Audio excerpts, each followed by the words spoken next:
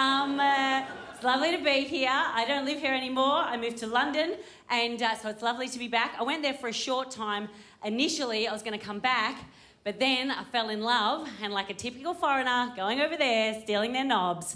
And when I first moved, I was a little bit afraid, and I was talking to a friend of mine, Debbie, and Debbie's one of those straight shooters. She's one of those tell it like it is ladies. Most people call them assholes. And Debbie said, there's nothing to fear but fear itself. Now, anyone who believes there's nothing to fear but fear itself has never heard a German magician use the phrase, would you like to play a game? I have, and it is terrifying. Would you like to play? Because out of all the accents, the German accent is the one that suggests the least amount of natural fun. Like if an Irish person said that to you, would you like to play a game? You'd think, yes! Sounds like we're going to have a few beers, might end up in a gentle towel whipping, who knows? But if a German person says that, would you like to play a game? No! No, because there doesn't sound like there's any way I can win. There is a way you can win. Do I get to keep my fingernails? No. And I feel bad for German people because I love the German accent, love German people. The first woman I ever babysat for was German. She's one of the kindest women I've ever met. That didn't stop her from being a little bit creepy. Do you know what she did for a living? She made dolls' eyeballs out of glass and she worked from home. Would you like to play? Absolutely not. You pay me and let me out of this house, please. The other thing I'm afraid of is kids whispering, because when kids whisper, it is at you with full eye contact and they walk slowly towards you as they do it. I have something to tell you. But why did you stop blinking, though? Or they cup their weird, tiny little hands around their weird, tiny little mouths and they close their eyes and form a seal around you. You're like, get the fuck away from me. If I ever have kids, sorry, scratch that. If I ever forget to wear a condom and well, I'm not going to forget to wear a condom. I don't have a giant clitoris. That was the dance of a giant clitoris putting on a condom, by the way.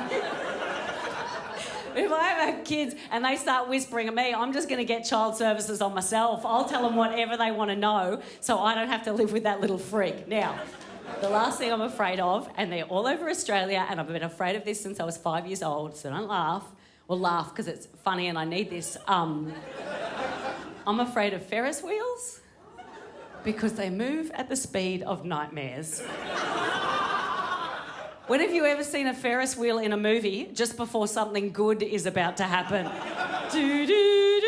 Oh yeah, no one's going to die in that, are they?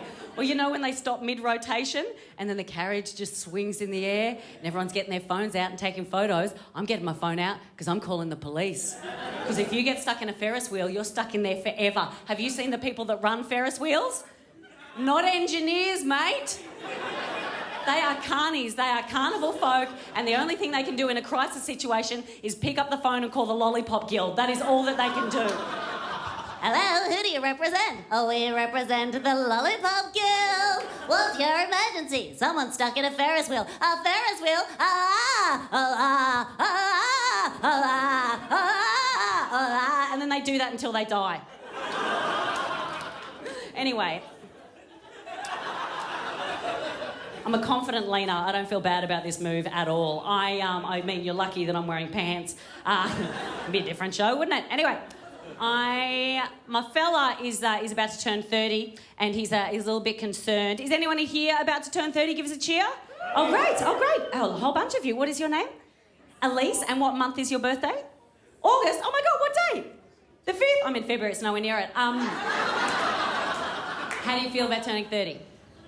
A little bit nervous. You shouldn't. It's great. You'll never own a house. But apart from that, it's all very, very good stuff. But there's some things that happen to you that nobody warned me about, so I'm going to give you a heads up so these aren't a surprise, right? So overnight, you just start liking coriander. Without consent. The other thing that starts happening is you start taking your jumper off halfway through meals. You don't even have to be having a curry. You can be having a sandwich and you're like, far out, it's a bit fucking hot in here. Eating becomes exercise. And the last thing, deodorant just stops working. Just go, and it doesn't even matter if you're hairy or not hairy. Like, I'm relatively hairless. I have some hair. I'm not like one of those weird fucking hairless cats. I don't like those cats, and I don't like the people who like them. Why would you buy a cat that looks like a testicle? Why would you bring that into your home? They're so gross. They look like an embryo of a bigger cat. They look vacuum wrapped. How did that become a trend? How many women were standing around going, honey, I love looking at your nuts, but I hardly get to see them. Maybe it's time for a Sphinx cat, yeah? Sphinx cat. They're the ball sack that loves you back.